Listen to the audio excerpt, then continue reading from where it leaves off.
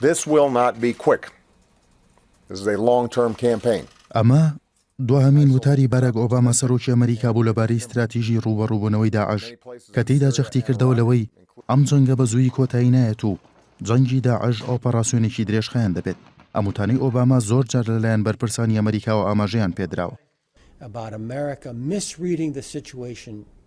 بەڵام مایکل هایدن بەڕێوەبەری پێشووی CIA زۆر ڕوونتر دەڵێت ناسەخەمگیری لە ڕۆژهەڵاتی ناوەڕاست بۆ ماوەی 20 بۆ 30 ساڵی داهاتوو بەردەوام دەبێت.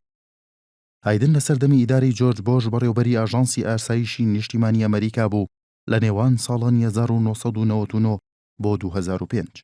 لە دواتردا و لە نێوان ساڵانی 2006 بۆ 2009 مایکل هایدن بوو بە سەرۆکی ئاژانسی هەواڵگری ناوەندی ئەمریکا CIA.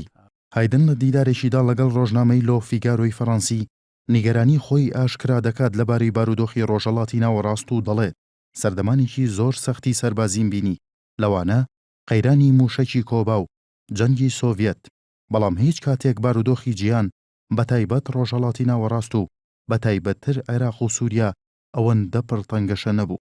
هایدن لە ئێستادا بڕوای بە دەوڵەتەکانی عێراق و سووریا نەماوە، بەڵکو دەڵێت لە ئێستادا دەوڵەتی داعش و ئەلقاعیدە لەلایەک و دەوڵەتی کوردەکان و سوننە و شیعە و عەلەویەکان لەلایەکی ترەوە دروست بوون. بەڕێوەبەری پێشووی CIA متمانەی بەتوانەکانی سوپای عێراق نییە و دەڵێت ناتوانێت ئەو ناوچانە کۆنتڕۆڵ بکاتەوە کە لە دەستی داوە. هایدن پێشنیاز دەکات پشتیوانی زیاتری هێزە ئۆپۆزیسیۆنەکانی ناوچەکە بکرێت و ڕایگەیاند ئەگەر سەرنجمان تەنها لەسەر سەروەری خاکی عێراق و سووریا بێت بارودۆخەکە خراپتر دەبێت.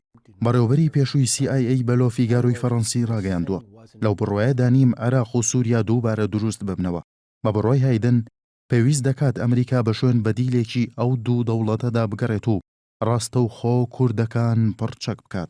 بەڕێوەبەری پێشووی CIA لەو بڕوایەدایە کە بەو شێوەیە ئەمریکا دەتوانێت ڕێگری لە بەرفراوان بوونەکانی داعش بگرێت.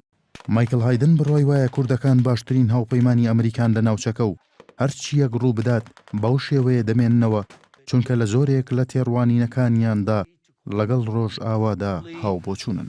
More fully autonomous Kurdistan to give ourselves a presence in the